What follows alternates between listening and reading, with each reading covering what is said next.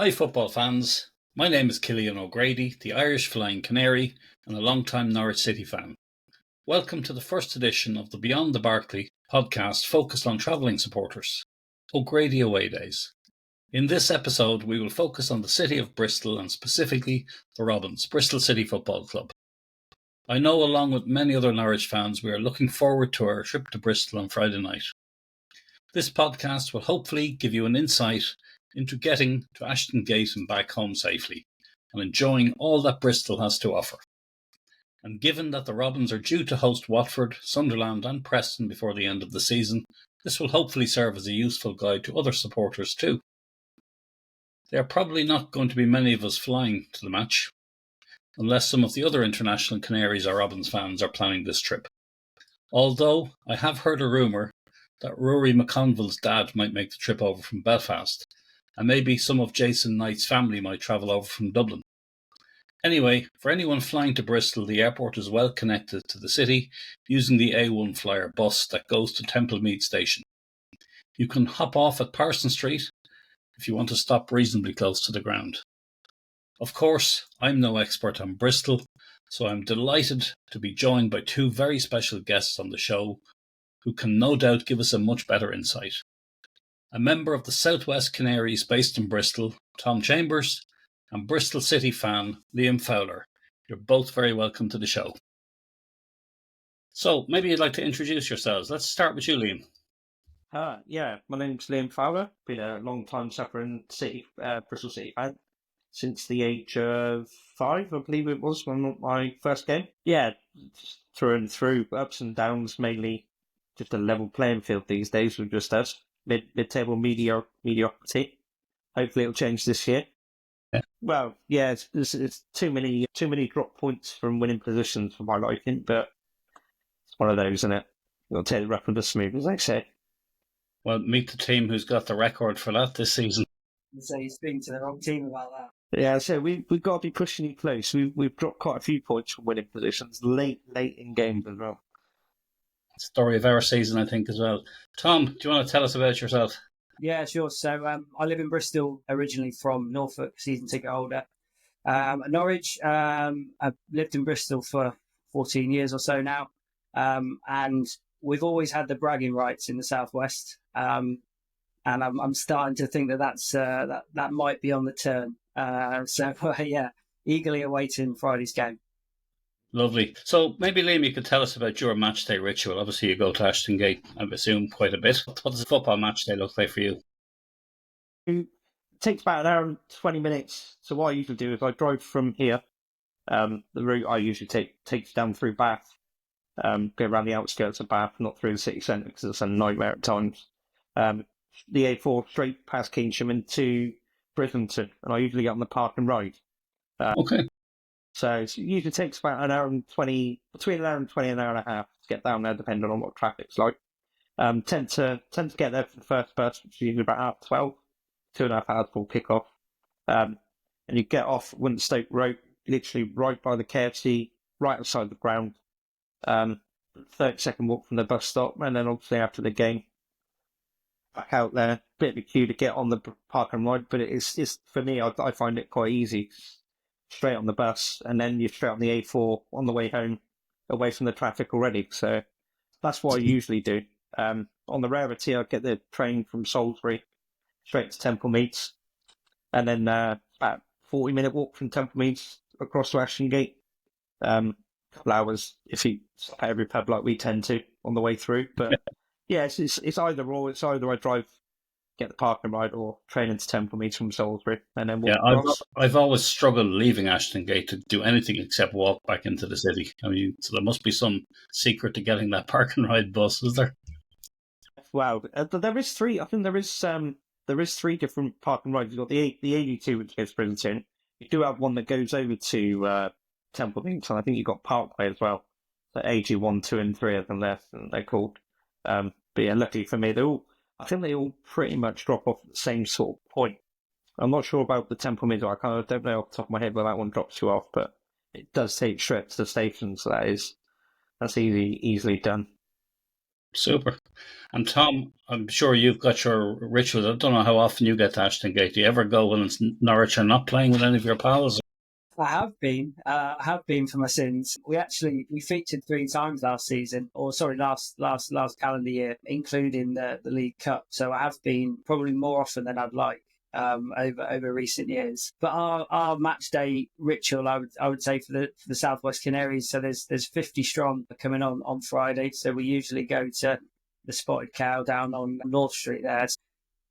As you said, Liam, it's not close to Bristol City Centre. I think that's what sometimes people forget. They think, oh, Bristol City away, we'll go to Bristol City Centre, and then when you actually put it in your phone, it's like 45-minute walk. Yeah, it's a good half-hour walk at least, depending on how many beers you've had. Or should I say ciders, being in the southwest. Yeah, so we usually head down early-ish. I mean, of course, being a Friday night game, it's going to give it a little bit of an extra edge to it. I think, as I said to you earlier, Cillian, my Bristol City supporting friends are already starting on the going, shall we say? So they'll be ready and up for it from fairly early on Friday. But yeah, we usually get a taxi down. I live in northeast Bristol, so which is Rovers land, which we say that quietly. So I usually get a taxi down from here. And I think Liam needs a drink there. He's got a bit of a cough, Yeah, I think. I know, the swearing in this household. It's like me saying Ipswich. Who? Sorry, I've got. They're the Premier League team, I think. All right. Oh, isn't it? Not good. We're allowing swearing on this podcast. I thought it was a family Tom. show. You started it. Excellent. So, in terms of any particular pubs, Liam, that you and your colleagues frequent? So if we usually so when we get the park and ride, we usually go straight to the Heineken bar at the ground, situated between the south stand and the land stand. I'm pretty sure the away fans can go in there. I've seen them in there before. They've got the big screen in there. You probably see it all over. You've probably seen it in a lot of GIFs and memes on Twitter where everyone's throwing the beer. That big screen, that's at Ashton Gate. Okay, well. When I was younger, really I support cities. My dad was in the Air Force. His best friend from the Air Force lived in Hengrove, and they were season ticket holders, so we used to come down quite often. We used to go to the Robins, which is about a 5-minute walk to the ground. It is still there, or if we don't go there, we go round the corner from the ground to the Three Lions. That's usually my go-to places, but predominantly I just head straight to the ground and go into the sports bar, possibly watch the early kick-off on the big screen, get a burger outside in the fan village bit, and yeah, it just goes from there really. But mainly it's for me it's the Heineken bar at the ground. And would you recommend the burgers outside there? Yeah, for me, yeah, I do love them. You can't go to football without having a greasy burger. I think they've got quite a few good little food stands there. They've got fish and chips, they've got churros, they've got a live band that plays. So I'd like to think the entertainment before the game and stuff it's quite a good atmosphere. Okay, and it's welcoming for both home and away fans. Yeah. I mean, I think there is a bit of a fan village down the away end, on the Atio where the away fans are situated. But there's always, like I said, there's a live band playing right outside the south stand on a little stage themselves, and there's always plenty of away fans, pop-up bars outside as well. So there are always away fans there before soaking up the atmosphere before the game and stuff, before they head down to the Atio. And can I ask, Liam, is there a group of fans that you meet regularly? Times, like I said, keep them close. So my dad's best friend, he lives up in Preston now, so he doesn't really get to many home games. But I still meet up with his in-laws. Still meet up with them sometimes. They sit in the Lansdowne, which is the newer, bigger stand, should I say, the biggest one at the ground. But usually when I go, it's usually my 12-year-old and my partner's daughter who's 12 as well. So it's usually just sort of, we go in, the kids will be kids, they want to go in straight away and watch the warm-up and things like that. But the good thing that they do at Bristol City is they have interactive zones inside, so they have like penalty shootouts for kids, different little things they can do as well. So the kids like to go in there and do that. They tend to get a pie as well. They like a steak and ale pie on the inside. So usually if I take the kids, we go straight under the concourse and they do all the interactive stuff inside and see the shop and what have you. That's normally what I tend to do. It'd be an expensive day out for you then, can it? Yeah, fuel included, I'm probably looking at between 150 and 200 quid each time we go. Wow. What about you, Tom? When you have a drink, do you get something to eat as well? Oh yeah, I think adding to the match day ritual as an away fan at Ashton Gate, so we tend to sort of amble down North Street and towards the ground, and there's loads of great places down North Street anyway. But I think, Liam, to your point about football day and a burger, I don't think you can beat Uwe Burger on the way down to the ground, which is just fantastic. So yeah, I think if that's the only thing anybody takes away from this fun this afternoon, I think it would definitely be Uwe Burger on the way down to the ground. Yeah, to be fair, I mean, there's loads of little sort of local independence places down on North Street on your walk down to the ground from towards the away end. The good thing about Ashton Gate is that you can access it from sort of multiple sides. So Liam, as you were saying, where you get the park and ride to, as more of the home end, if you like. Yeah. The away end, you tend to sort of come in from sort of the North Street side of Bristol. There's loads of places down there, some really good bars and local sort of breweries and stuff like that down there as well, which are good, definitely good on a match day. Very good, very good. And in terms of the experience before the match, there's a lot of fans like to meet the players. Is that something that's easy or hard to do at Bristol? The coaches tend to come in where the away end is. The players' entrance is down that end. If you get there early enough, you can get a good spot, and the players sometimes stop and sign autographs and things like that. As for meeting them as such, I wouldn't say it was something that they go out their way to do, which is a shame for the younger kids. But apart from probably where they get off the coaches before the game, usually about 1 o'clock, I think they usually get there.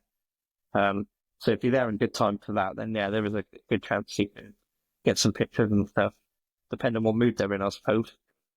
I'm sure they'll be in fairly decent humour at this stage, the way the season's looking. Well, fingers crossed it carries on. And in terms of for Norwich fans going to their first game in Ashton Gate, I'm sure there'll be some there and won't have been there before. Is there any chance they're likely to hear from the Bristol fans? It's an awkward one. The one thing I will say about the atmosphere at Ashton Gate is they've got the S82, which is classed as the singing section, which when you're an away fan, it's down the far end by the corner flag. Unless they get the place going, the atmosphere can be a bit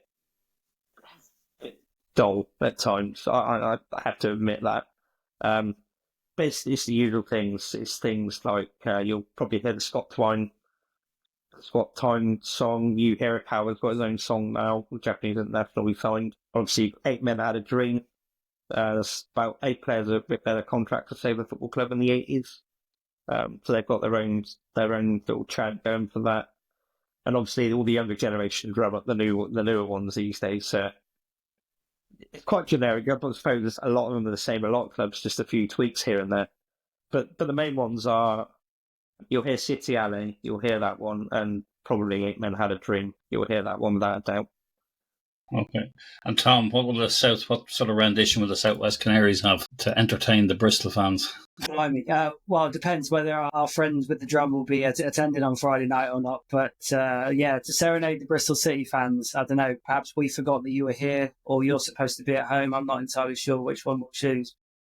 No, to be fair, Liam's right that, the atmosphere at Ashton Gate is a tough one because the home fans in the singing section are as far away from the away support as they can be, really. And I've got friends that have sat in the home end and we've felt like we've sung all game in the away end. And they've said, whether they go to me or not, I'm not sure. But they said, no, genuinely, we couldn't hear you. Whereas in the old away stand, as it is at Ashton Gate, it's quite, it's that corrugated roof, the noise sort of traps in there quite nicely. But it just gets, it can just get lost in that stadium. But I get a feeling it's not going to be quiet on Friday night. I'm not expecting it to be a quiet one, if I'm completely honest. There's a few of the older generation that have been trying to move. They call it the old A block, which is the where the away fans sit. You've got the Dolman on your left. I think it's E34 as classes now. There's quite a few of the older generation, and they're trying to drum up a bit of atmosphere in there, trying to get people down that end to get a bit of atmosphere going there. If it's close to a sellout and it's going well on the pitch, I thought it can be quite a daunting place to play. You just got to look at when we played Middlesbrough the other week. Tommy Conway, obviously coming back to play against us after he left us in the summer, made some comments in the pre-match radio interview we did it on Teesside didn't go down too well. And I think everyone heard it, and they made it quite known during the game, and it was quite an atmosphere on that day. But yeah, normally, like Tom says, been an away fan. I've sat in SA. I usually sit in the south stand or just to the other side on the dolman, which is on the touchline there. Sometimes you can't hear. You'll see on Twitter or X, or as you want to call it now, where the away fans like, we didn't stop singing, but you literally sometimes cannot hear them. Okay. And you'll think, that's rubbish, but it's all down to the atmosphere. It's the aesthetics of it and what have you. But Tom's completely right. Where the old away end was the Wedlock, which is where the south stand is, complete opposite to the patio. It had that the roof it came back on itself, so it did echo the noise, and that's where the away fans used to be, in that corner. And they used to have the home fans next to them. But the Atio, where they've redeveloped the stadium, the Atio stands on its own entity, whereas the rest of the ground's connected. So it makes sense to have the Atio as just the away fans section. Yeah, it's funny. I mean, it varies from stadium to stadium. I personally think it's always a little bit better when the louder home fans are closer to the away fans. It gets the bit of banter going. Totally agree. Anyway, in terms of being a Friday night, it's a long way to Norwich from Bristol. I'm sure a number of people will be staying. Now, it's probably a little bit late to be booking anywhere to stay, but what part of Bristol would you recommend people stay in? I think it depends on how much culture you're looking for, Cillian. I think if you're a quieter fan, perhaps, that wants to go for a nice walk, so, sort of the Clifton area of Bristol is really nice. You've got Clifton Suspension Bridge, and you've got some really nice sort of culture around that area. If you want something slightly more cultural and sophisticated, then you'll stay in Bristol City Centre, where there's the likes of Pot World on a Friday night after the game. Yeah, I think it depends on what you're looking for. But yeah, I mean, Bristol generally has got loads of places to stay. I know a couple of guys are staying out sort of on the outskirts of the city just because of prices, really, being a Friday night. But yeah, generally I would say anywhere from sort of the outskirts to Bedminster itself or Bristol City Centre is pretty good for a spot to stay. Anything to comment on there or add to that, Liam? Any suggestions on your end? I think Tom's pretty spot on with that. I think it will change when the club have been given permission to build a hotel close to the ground and amongst like a conference arena and basketball arena and things. So I think it might change when that's finally happened. I think it's a 190-room hotel they're building quite close to the ground. So until that happens, I think Tom hit it nail on the head there with places to go. Lovely. Last thing, just in terms of fan safety, obviously everybody wants to go and enjoy a game, irrespective of the result. Is there anything travelling fans should be careful about, or anywhere they shouldn't venture? I'd say no, but you're not gonna. I'll get shot for that if people hear that. But I can't. You won't go near it. I think in and around the ground, I think you're okay. Teams that come down really, and you get trouble with the Cardiff and the Swanseas. I don't think Norwich will be any trouble.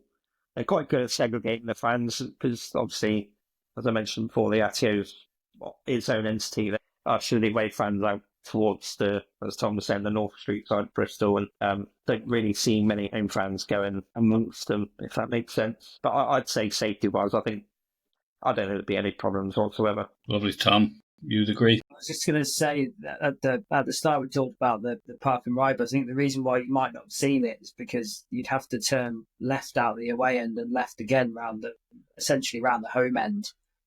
They tend to usher away fans out and right of the ground. So I think anybody getting the park and ride from the away end would have to try and make their way back round to the left of the away end and back round the front of the stadium. But to be honest, I think Bristol's a great city. I think most, as it's the same everywhere you go. Most people are there just to enjoy the football. I don't think there's any malice, and like you said, Lee, you're going to get much trouble with Norwich fans. I mean, as long as we don't win, I think it should be an easy walk back to an ale house afterwards.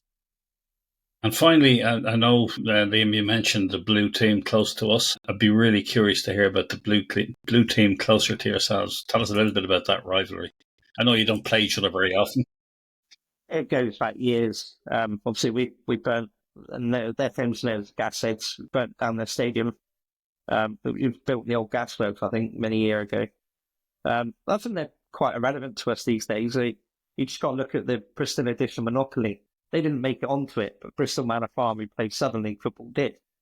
So, as far as I'm concerned, Rovers don't even exist. They make a little bit of noise. Got a few of our rejects playing for him, like Taylor Moore, Chris Martin, Jack Hunt. Apart from that, there's no... Obviously, it's an inner city rivalry. Obviously, when the chance does, it seems like the League Cup and the FA Cup, we were hoping to get them at home. Yeah. They think they're the bigger team. They're not. There's no two ways about it. You just got to look at where they play football. It's horrible. It was. We were hoping it was going to get called off. I think that FA Cup game. Yeah, did they have their new stand open at the time behind the goal? Yeah, it was the trial event, and it was in the new stand, and there was no sides on it, and the wind was just howling. At least yeah, it was. A friend of mine's a season ticket at Lake Loring, and I went down there with him when they played. It was just before they opened that stand, and when the floodlights were shining, you could see the shadow of the stand on the pitch right across the 18-yard area. It was ridiculous. It just said it all, really. They were just a laughing stock. Well, listen, we're coming to the end. I really appreciate both of you for making the effort to turn up and have a chat with me this evening. And for any fans at home that have any alternative suggestions of things to do, places to go, actually, that reminds me, is there anything outside of football you'd recommend as a must-do thing in Bristol? I like, especially summer months, maybe not so much now, I like going down to the dockside. There's a couple of boats down there you can have some drinks on and stuff. There's quite a few bars, eating places along the docks there. But that's where I like to go personally if I'm staying a little bit later after the game. What about you? So Clifton Suspension Bridge is the sort of, I guess, the postage stamp of Bristol for many. So that's definitely probably more of a day after the game walk with a coffee and a bit of a headache. Going to see that perhaps, but yeah, no, definitely the sort of Bristol City Centre. If you're making your way back in after the game, I'm sure on a Friday night it won't be quiet. Yeah, lovely. Well, listen, thank you again, and enjoy the game on Friday. Thank you. Thank you. Well,